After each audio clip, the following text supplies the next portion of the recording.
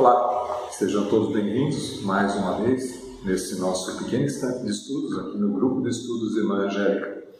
Estamos estudando o Livro dos Espíritos, hoje no livro 2, Mundo Espírita ou dos Espíritos, capítulo 3, Retorno da Vida Corpórea à Vida Espiritual, item 3, Perturbação Espiritual. E a pergunta número 163 do Livro dos Espíritos diz assim: a alma tem consciência de si mesma imediatamente depois de deixar o corpo? E a resposta: imediatamente não é bem o termo. A alma passa algum tempo em estado de perturbação. Em algumas situações, essa percepção da mudança de estado, de sair de encarnado para desencarnado, ela nem é consciente, porque algumas vezes o espírito, por mérito, é colocado em sono e passa para a espiritualidade ainda em sono e vai recobrar do sono um pouco tempo depois, dependendo de situações especiais, principalmente quando é uma situação bastante drástica e existe mérito naquele que está desencarnando.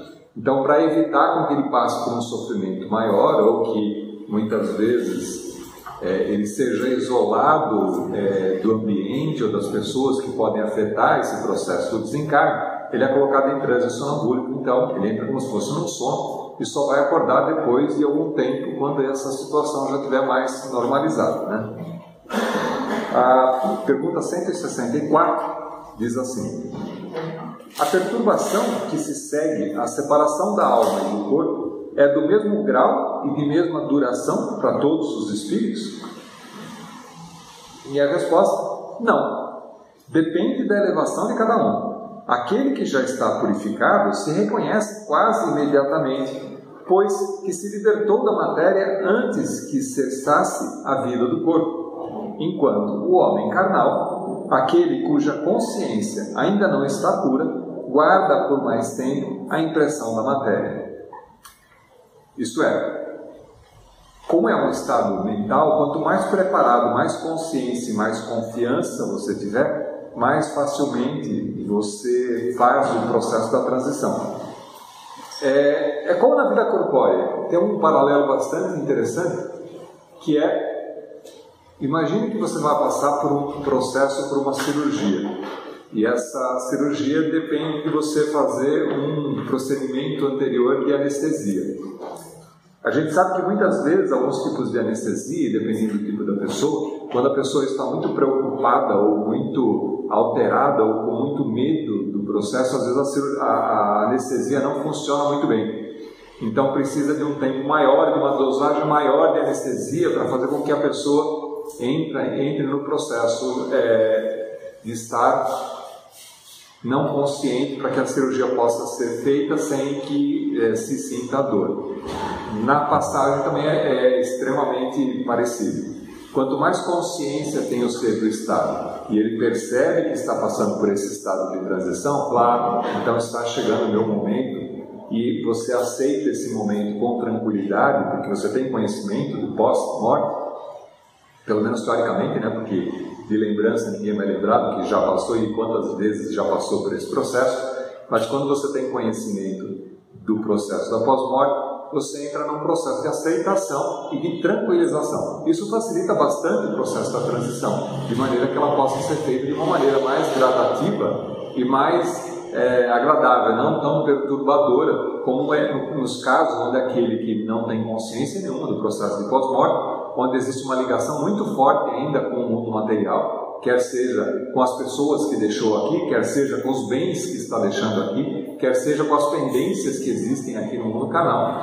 Então esse, com certeza, leva a um processo de transição muito mais complicado e muito mais penoso, vamos dizer assim, muito mais difícil para poder alcançar esse outro estado. A pergunta número 165 diz assim: o conhecimento do Espiritismo exerce alguma influência sobre a duração mais ou menos longa desta perturbação? E a resposta: a influência é muito grande. Por isso que o Espírito, já antecipando, compreendia a situação, mas a prática do bem e da consciência pura são o que maior influência exercem.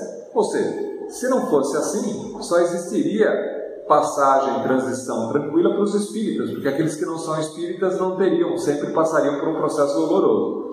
E não é verdade, né? Deus não é parcial, não estaria favorecendo os espíritas nessa questão. Todos aqueles que têm uma confiança muito grande na fé e que tiveram uma boa vida e que não têm uma boa vida no sentido de ter feito bons atos, não de ter cumprido uma vida boa, né? Diferença de boa vida e de vida boa, né?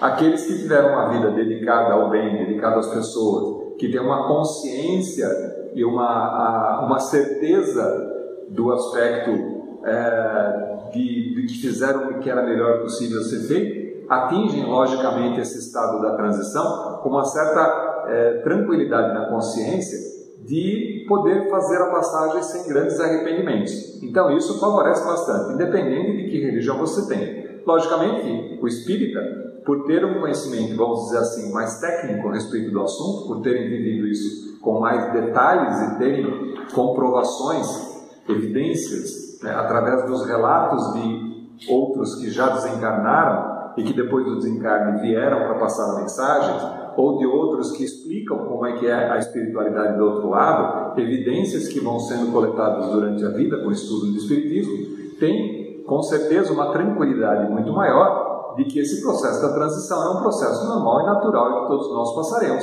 e que por causa disso não deve ser penoso, deve ser tranquilo. Então a aceitação é muito maior quando você tem um conhecimento de causa. Vale lembrar novamente, como a gente disse, quando você vai fazer uma viagem e você se antecipou a conhecer os hábitos do país onde você vai, você sabe se lá faz frio, faz calor, que tipo de comida que tem, quais são os pontos turísticos que você deve visitar, você vai nessa viagem muito mais tranquilo e aproveita muito melhor essa viagem. Se você é levado para um lugar que você não conhece, nem sabe onde é, nem como fica, é muito mais, há de se entender que isso é muito mais preocupante, muito mais temeroso, e que por causa disso você tem um certo receio de ser pego de chofre assim no processo da mudança, né? Então, continuando, por ocasião da morte, tudo a princípio é confuso. De algum tempo precisa a alma para entrar no conhecimento de si mesmo, para se perceber como tendo feito a transposição. Ela se acha como que aturdida, no estado de uma pessoa que despertou de um profundo sono e procura orientar-se sobre essa situação, sobre a nova situação. A lucidez das ideias e a memória do passado lhe voltam à medida em que se apaga a influência da matéria que ele acabara de abandonar, e à medida que se dissipa a espécie de névoa que obscurece os pensamentos. Esse momento do recém-acordar, aquela questão de você começar a tomar consciência de onde você está, em que ambiente você está, é um processo bastante parecido e por isso tratado aqui como sendo uma semelhança ao processo do desencarne, né? Continuando, muito variável é o tempo que dura a perturbação que se segue à morte. Pode ser de algumas horas, como também de alguns meses e até de alguns anos, né? Vale lembrar aqui, assim, processos de doenças crônicas que muitas vezes levam a pessoa durante um grande tempo de sofrimento. É fácil a gente perceber que, feita a transposição, estar plenamente consciente de que não existe mais um corpo físico e que as causas daquela dor que vinha se sentindo, daquele processo dificultoso pelo qual estava se passando, findaram, é muito difícil. É muito mais um processo mental do que físico. Não existe mais a dor física, mas existe a impressão mental ainda muito forte de um processo de dor, de crônico, de uma dificuldade pela qual esse espírito passou. Então é normal que esse processo leve ainda mais tempo ou menos tempo, a depender do tipo de apego que esse desencarnante tem em relação às coisas anteriores e até o processo da doença pelo qual ele estava passando. Quanto mais ele se percebe, se deixa sentir que essa situação é uma situação nova, mais claramente vai ficar para ele que aquele processo de dor já não existe mais, que a causa, que era a causa daquele sofrimento, já não está mais presente e que por causa disso, esse processo todo de dor se finda e se começa uma nova etapa, uma nova existência. Continuando, aqueles que, desde quando ainda viviam na Terra, se identificaram com o estado futuro que os aguardava, são os em que menos longa é esta perturbação. É lógico, à medida em que você se preocupou em conhecer e antecipar essa situação da transação, é muito mais fácil perceber que essa transição está começando a acontecer, que as forças físicas estão esvaindo e que você já tem uma expectativa do que o aguarda. Isso faz com que o processo seja mais tranquilo e menos longo, porque você tem uma certa preparação. Porque eles compreendem imediatamente a posição em que se encontram. Quer dizer, você começa a perceber, então é isso, é assim que então eu desencarno, estou desencarnando, estou me desligando, essa é uma nova existência, puxa, que bom, não tenho mais esse apego físico, não sinto mais as dores que eu sentia antes, então eu desencarnei, estou numa posição diferente. Então, quanto mais consciência se tem, quanto mais se antecipou esse estado, mais facilidade e menos longo é esse período de perturbação pelo qual o ser passa. Aquela perturbação apresenta circunstâncias especiais, de acordo com os caracteres dos indivíduos e principalmente com o gênero da morte, quer dizer, da maneira em que aconteceu o processo. Nos casos de morte violenta, por suicídio, suplício, acidente, apoplexia, quer dizer, acidente vascular cerebral, ferimentos, etc., o espírito fica surpreendido, espantado e não acredita estar morto. Você imagina passar por um processo doloroso, um acidente grave, e se ver do outro lado ainda vivendo, ainda consciente, ainda se percebendo com movimentação. E pior ainda quando você consegue perceber e observar que o seu corpo físico está lá estraçalhado e que está morto. Se você tem consciência desse processo de transição, fica mais fácil você perceber que você agora é uma coisa e o teu corpo físico ficou lá é outra coisa. Se você não tem consciência nenhuma desse processo, imagina essa transição como deve ser dolorosa, como deve ser confusa, principalmente, né? Por não saber o que está acontecendo. Assim, não, mas eu estou vivo. Não, se eu estou vivo, quem é aquele que está lá? Né? Não, eu estou lá. Não posso estar lá se eu estou aqui, se eu estou vivo. Né? Então imagina o processo da confusão. Obstinadamente, sustenta que não está morto. No entanto, vê o seu próprio corpo, reconhece que esse corpo é seu, mas não compreende que se ache separado dele, não consegue entender. Cerca-se das pessoas que estima, fala-lhes e não percebe por elas que não o ouvem. Então você imagina, ele não se acha morto, enxerga o corpo físico, tenta se aproximar das pessoas que são as pessoas que ele conhece, tenta se comunicar, só que as pessoas não percebem que ele está lá, que ele está tentando se comunicar. Só então o espírito se reconhece como tal e compreende que não pertencia mais ao mundo dos vivos. Esse fenômeno se explica facilmente. Surpreendido de improviso pela morte, o espírito fica atordoado com a brusca mudança que nele se operou. Considera ainda a morte como um sinônimo de destruição e de aniquilamento.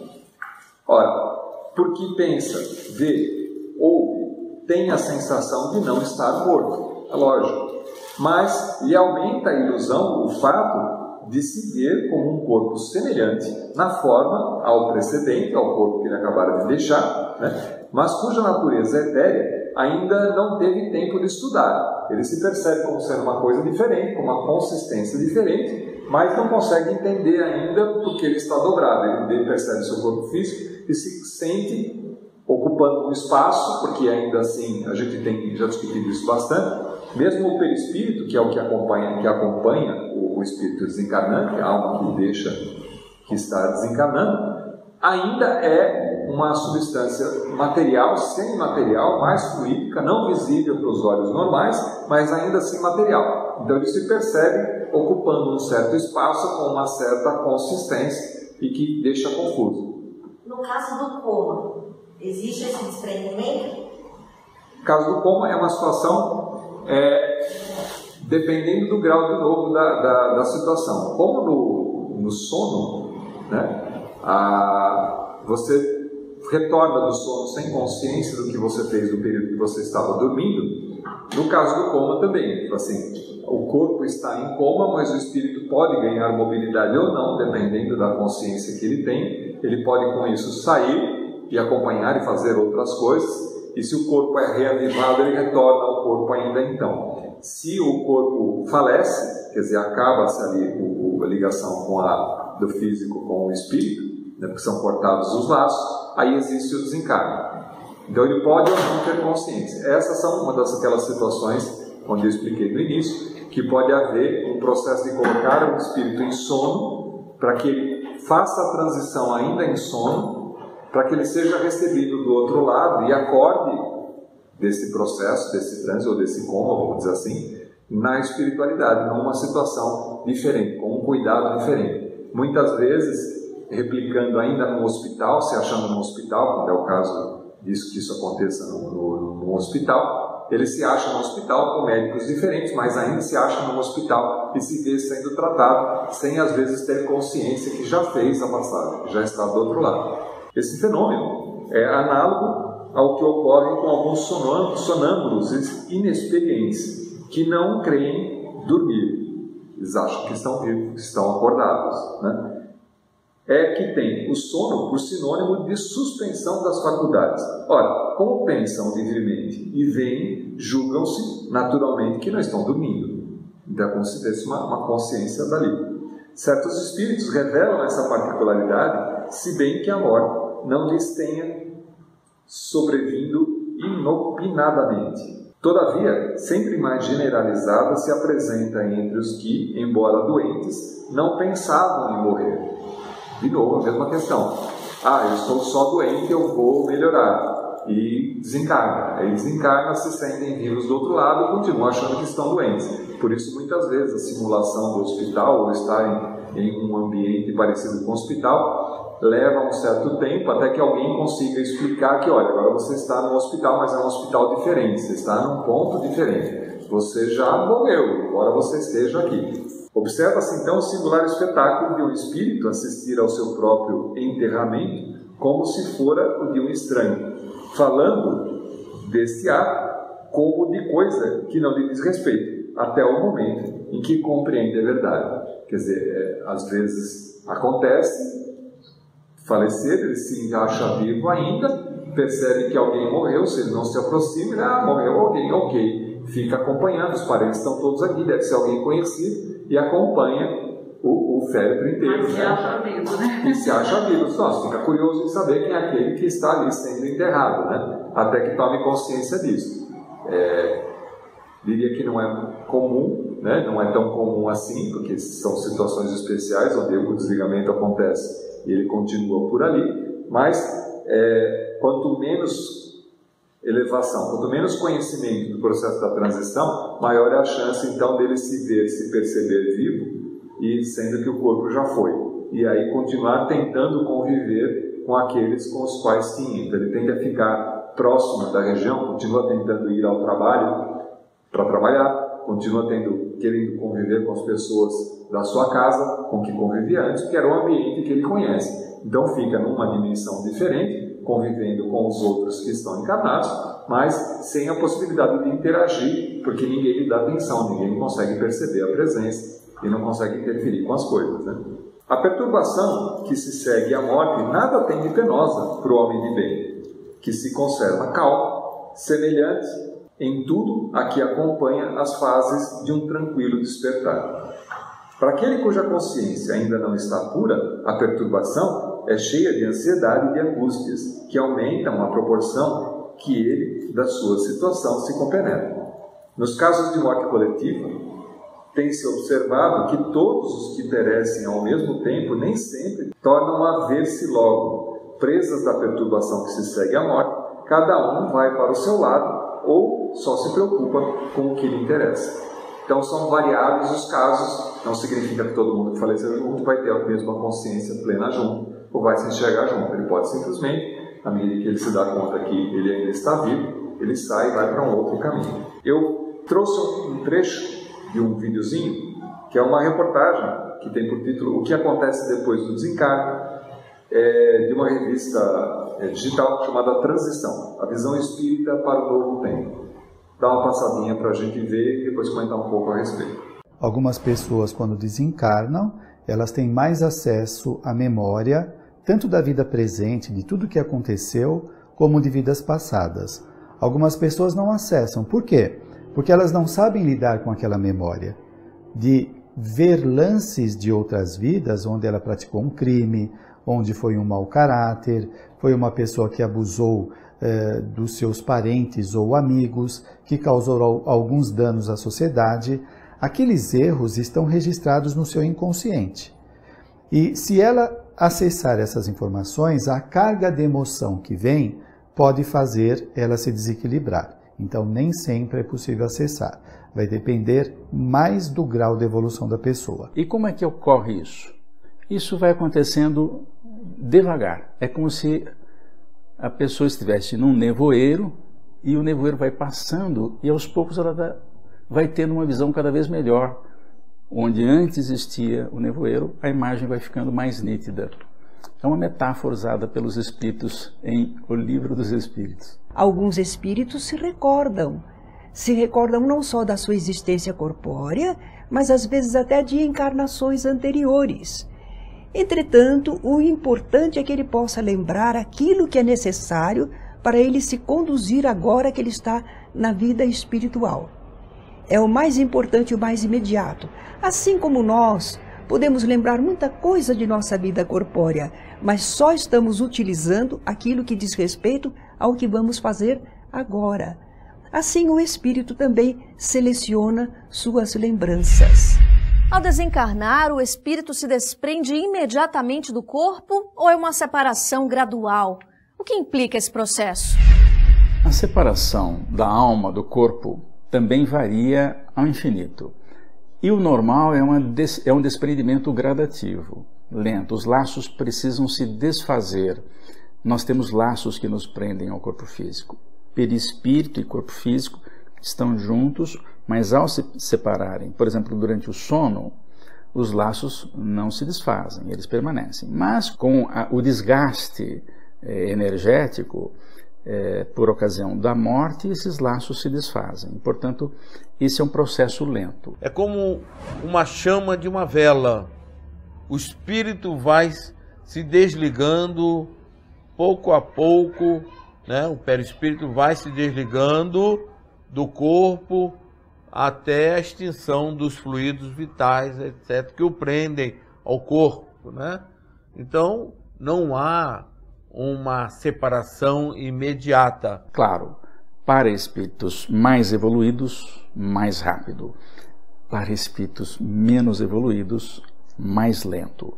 É sempre assim. O que determina o que acontece na vida espiritual é o grau de evolução do espírito. Esse desprendimento vai variar de pessoa para pessoa. Há criaturas que são aferradas às coisas materiais, às sensações orgânicas. Então ela se demora mais a se desprender.